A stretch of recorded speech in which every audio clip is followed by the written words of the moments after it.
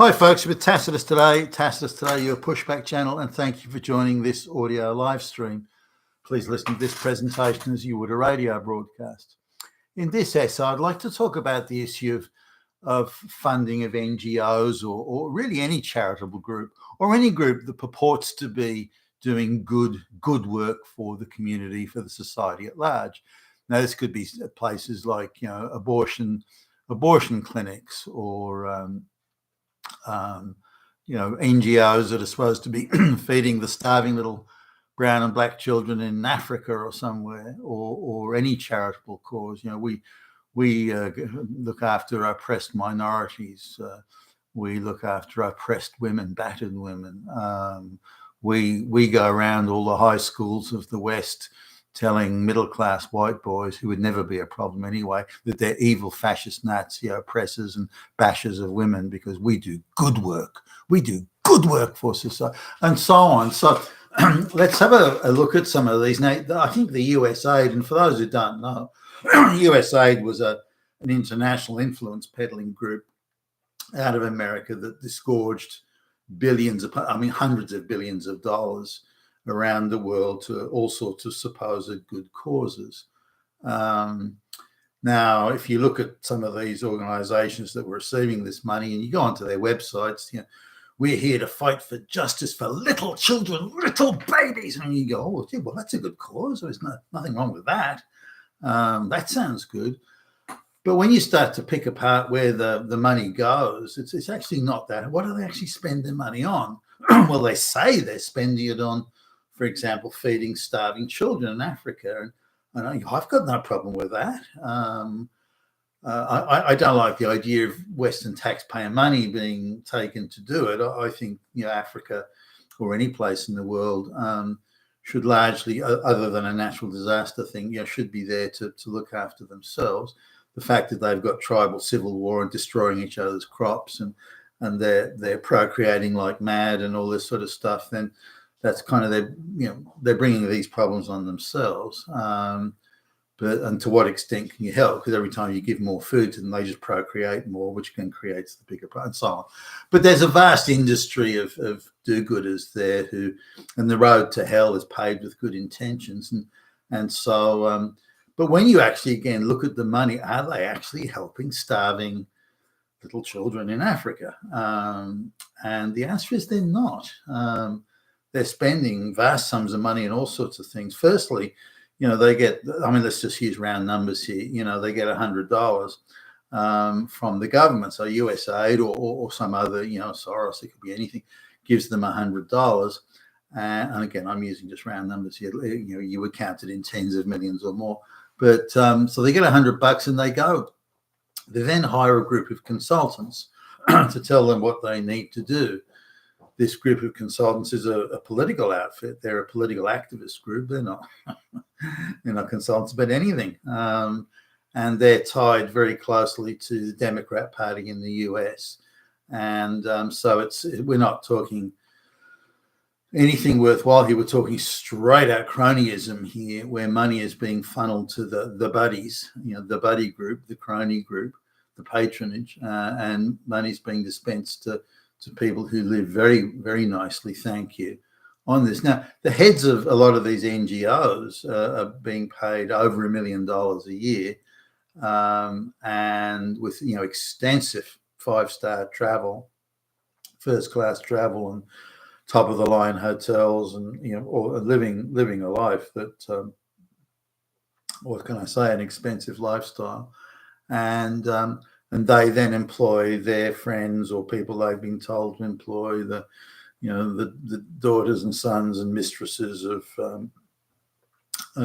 well-connected people, and so the money goes round in like a conga line of money that's just fed back into the buddy network, the patronage network, and a lot of the money is going on that. And going on, again, salaries for the executives at the NGO. So the CEO of the NGO who knows nothing about NGOing or anything, he's just some hack-gurned flunky stooge that's being installed there because of past favours, real or imagined.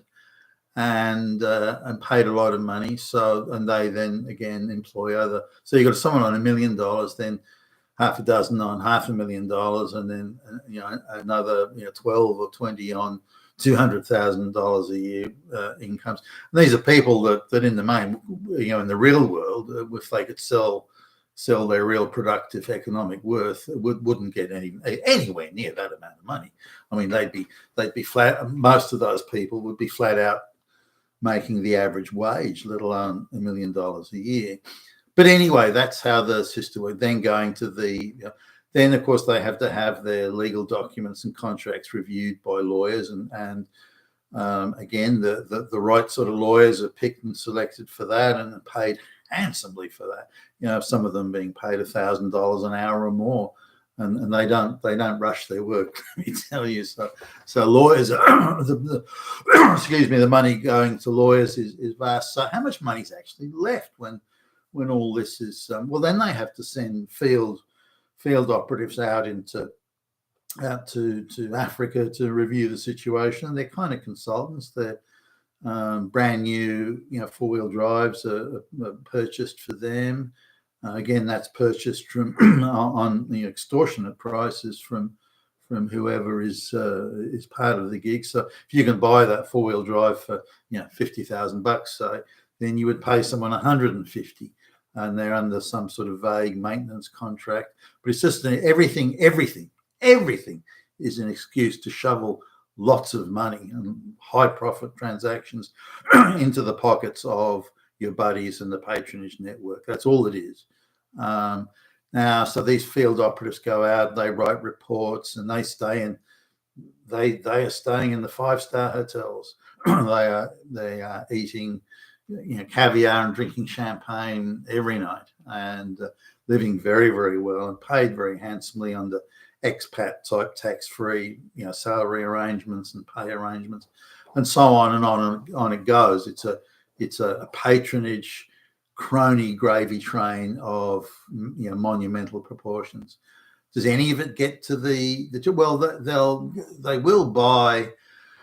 They'll buy, say there's some surplus grain or something like that can be purchased from somewhere in the United States or elsewhere. That's purchased again as extortionate prices, delivering profits to, again, friends of and again, part of the patronage network. That grain is then brought into Africa.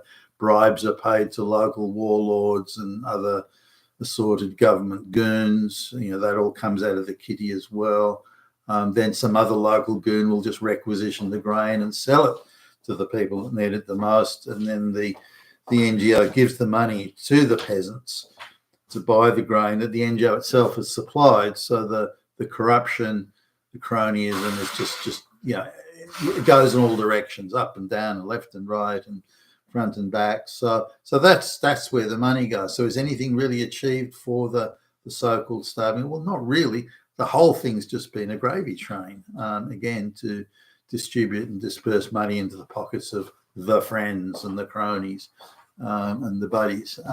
And effectively nothing's achieved or if anything's achieved, it's just such a minuscule sort of accomplishment that it's not worth talking about. So out of these millions, it's all dispersed and distributed and frittered away. But the deceit is probably what galls most people, is that money stolen from the taxpayer, given to a supposed charity that is not a charity, and then it just becomes a money laundering machine to put money back into the pockets of the same people who've really orchestrated the scam in the first place, and doing very well out of it. There are a number of former British politicians, for example, who again couldn't get a job sweeping a floor, let alone anything else, and they're heading up NGOs, and their wives are getting the combined salaries. A lot of these people are in $2 million a year. These are people who've never had a job in their lives, and yet this is what they're doing, and this is the rewards they're getting. So now when we look at something like, say, Planned Parenthood in the United States, now I'm of a sort of I've got a broad view of abortion clinics. given the amount of 11 and 12-year-old girls, black girls, in the projects that are procreating in the United States, do we want a society where 11-year-old girls are having children and becoming mothers? I mean, do we really want that? So I think abortion has its place in certain circumstances, not so much in others, but certainly in some. So I've got a very nuanced view of abortion. I'm not a devout practicing Christian, so but the issue with my concern with an organisation, I mentioned Planned Parenthood because it's an unknown, but it could be any abortion-based group. Their main purpose, as best I can see, isn't to offer abortion. They do that, but if you look at the money they're given by governments and so on, and again, if we look at that $100 in even money, there, the majority of that money is put into, say, things like political activism, paying mysterious consultants, paying law firms, huge amounts of money, paying consulting groups for studies and think tanks so the money just simply is redistributed back into the pockets of, again, the cronies, and the lesser proportion of the total is spent on actually delivering services that they claim is their primary purpose.